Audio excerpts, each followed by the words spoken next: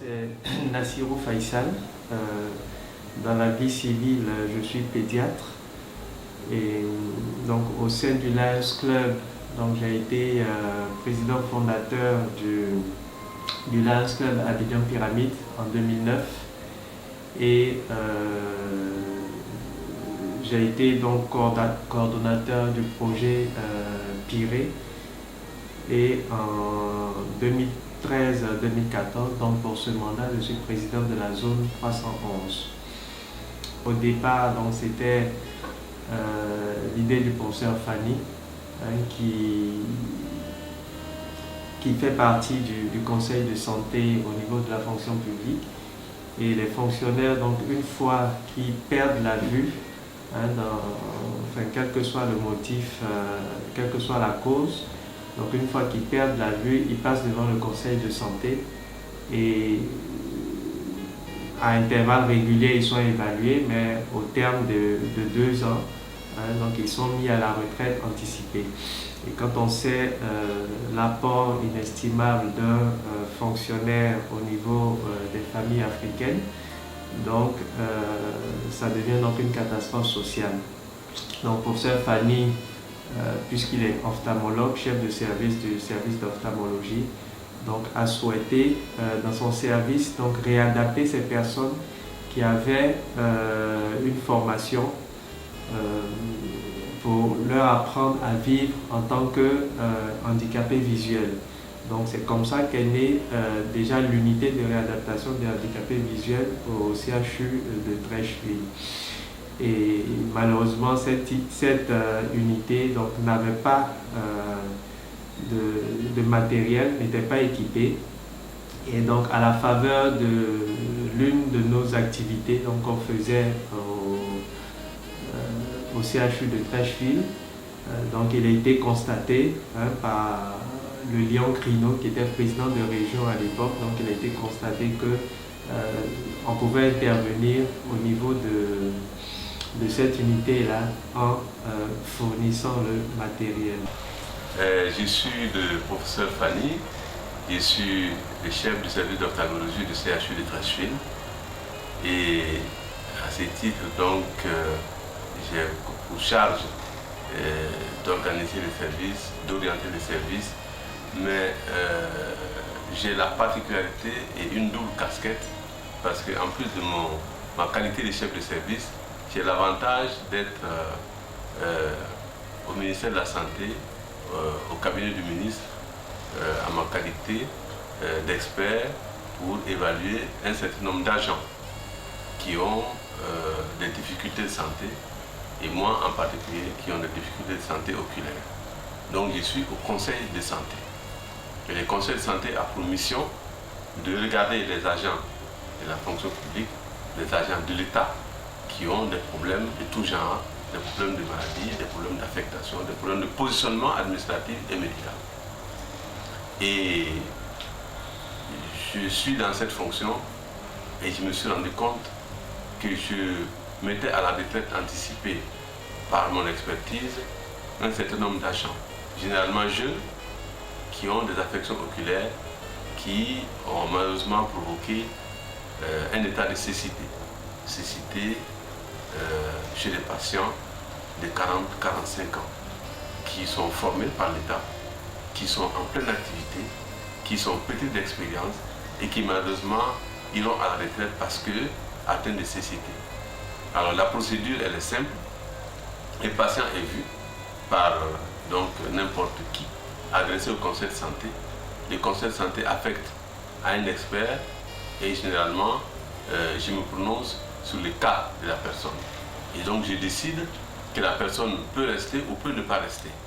Donc apte à servir ou apte à ne pas servir. Et je me suis rendu compte que les patients atteints de multiples affections allaient à la retraite anticipée par le fait qu'on ne peut pas les utiliser autrement. Et donc j'ai eu l'avantage dans la même période d'avoir à mes côtés une stagiaire, mademoiselle Aturu Inès, qui était venue pour sa formation parce qu'elle avait fait une spécialité pour la prise en charge des handicapés visuels. Je suis mademoiselle Aturu Inès Marissa, 13 éducations spécialisées. En fonction au service d'ophtalmologie, je suis de Trècheville, service pour sœur famille. Et dans l'exercice de ma fonction, j'avais vraiment besoin du matériel dont ne disposait pas le service. Et à l'occasion d'une consultation organisée par le Lions Club, le chef de service a bien voulu solliciter le Lion Crino qui a demandé qu'on rédige un projet. Et donc ce projet a été rédigé par le professeur Fanny et moi, que nous avons soumis au Lion Crino qui à son tour l'a soumis au Lions Club Pyramide. C'est Nguessan Sylvain. Je suis enseignant de mathématiques.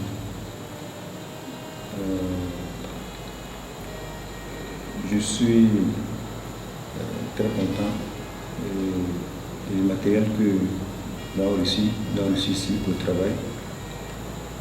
Ce matériel nous sert beaucoup, nous permettre à nous voyants de pouvoir apprendre encore, apprendre et inspirer encore pour la vie. Aux autorités, je leur demanderai encore de faire encore plus. Nous avons déjà reçu du matériel, je demande encore qu'il va faire encore plus, qu'il nous offre encore du matériel afin que ces personnes-là puissent toujours avoir le nécessaire pour apprendre pour eux. Et apprendre encore, continuer à apprendre continuer pour apprendre et pouvoir s'inscrire dans la vie active. À ces personnes, je dirais que rien encore perdu. Et à travers ces matériels qu'ils vont recevoir, ils continuent d'apprendre, de mieux apprendre et ils continuent de faire ce qu'ils faisaient avant. Donc, je dis merci aux donateurs, à tous nos donateurs et les autres à continuer à pouvoir faire des dons pour que la formation puisse se perpétuer et s'accentuer pour le bien de tous et surtout des personnes voyantes. Merci.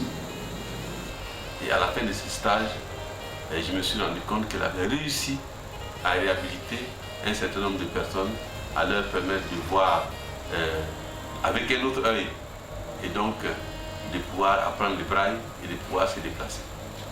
Mais je dis, il y a une conjonction de facteurs favorables.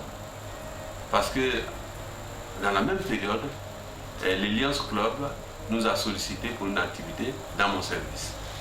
Et donc, à la fin de l'activité, nous avions l'avantage d'avoir des patients que nous avions repris, qui ont été réformés et qui étaient aptes à resservir.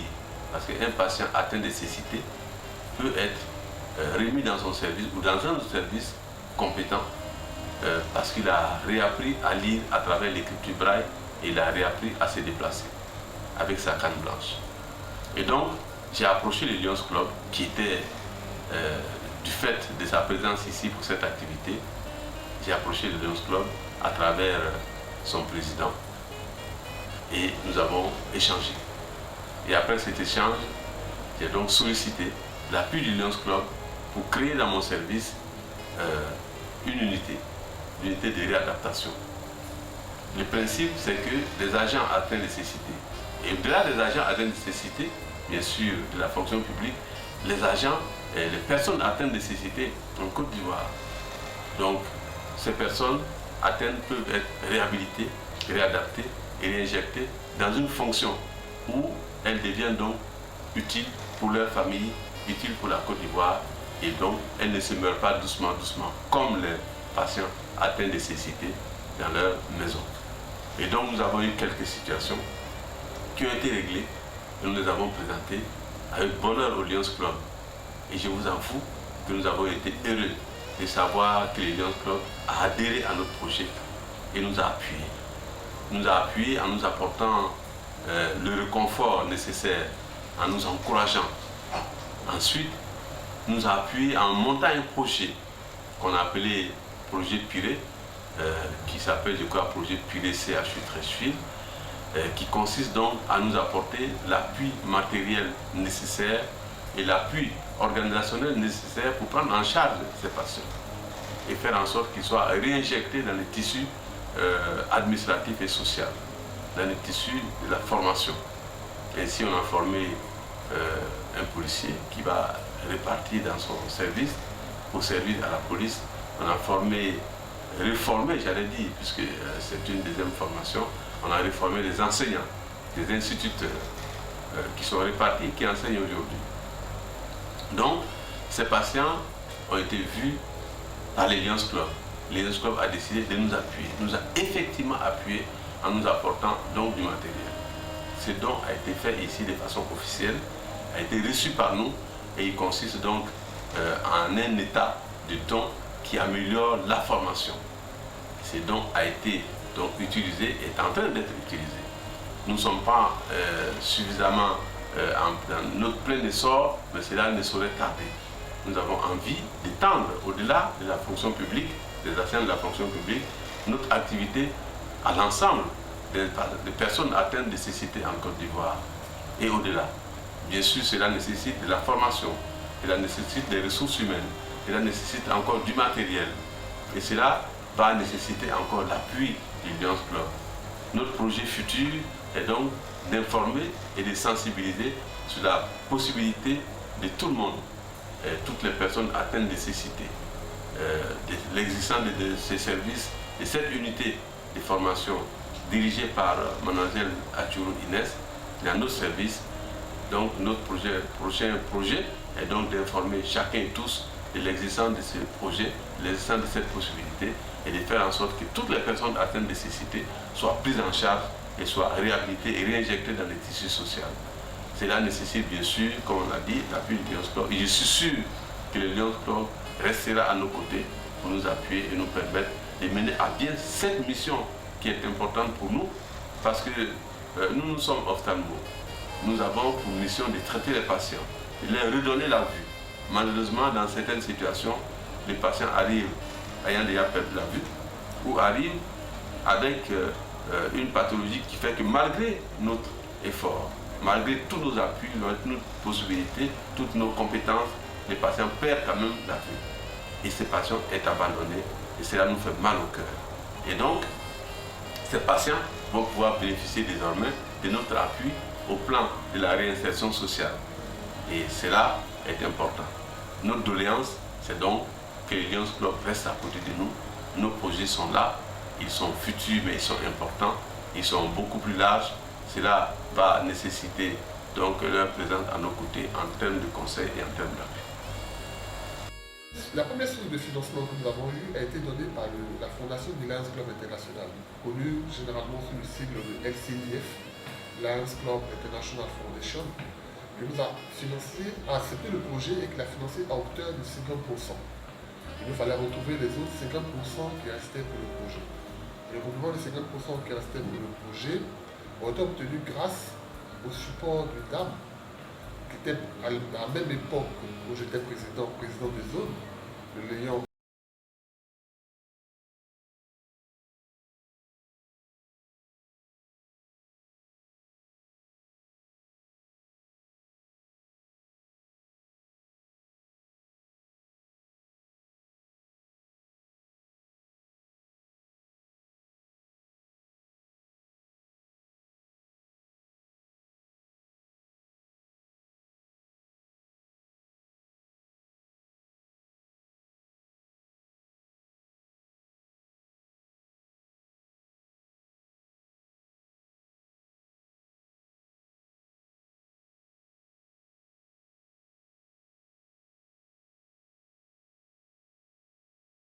Le service du professeur Fanny, c'est le service d'ophtalmologie à Trécheville, qui y avait un besoin pour aider à former et à rééduquer les handicapés visuels.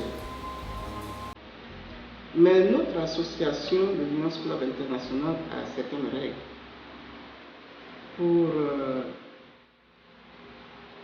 créer un club ou pour écrire un projet, et la fondation demande à ce que ce projet soit adossé à la création d'un club pour que le projet puisse vivre.